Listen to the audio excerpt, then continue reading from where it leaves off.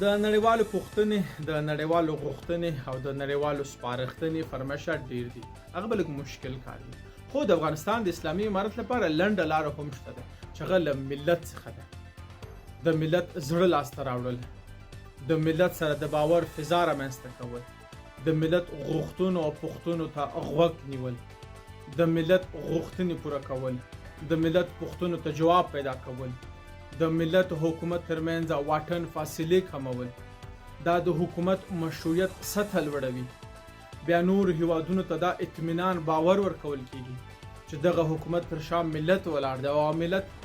بیدار دی. هغه ملت غوښتنې لري، پوښتنې لري، سیاست غواړي، اقتصاد غواړي، چې بیا په نتیجه کې شرقي بلاکونه، غربي بلاکونه، ورسره سیمه کې هیوادونه راماتیږي پر حکومت باندې. پوهیږي چې دغه حکومت تر شاته یو ملت ولاړ دی او ملت باید په رسمیت باندې وپېژندل شي، ځکه چې دغه دنیا هغه قانون داسې جوړ دی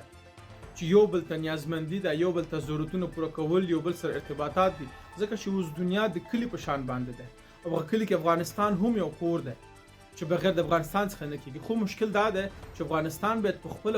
کور کې دغه مشکلاتو رسیدګي وکړي، چې ترڅو خپل ګاونډي سره معاملات صورت ونیسي، چې ترڅو په دې کلي کې ژوند وکړي شي. هغه لپاره داخلي سرچینې، داخلي امکانات، داخلي مشکلاتو باید رسیدګي وشي، د حکومت او ملت ترمنځ ژبه وشي، د حکومت او د ملت ترمنځ باور فضا باید رامنځته شي، چې ترڅو نړیوالو سره تحمل نقطې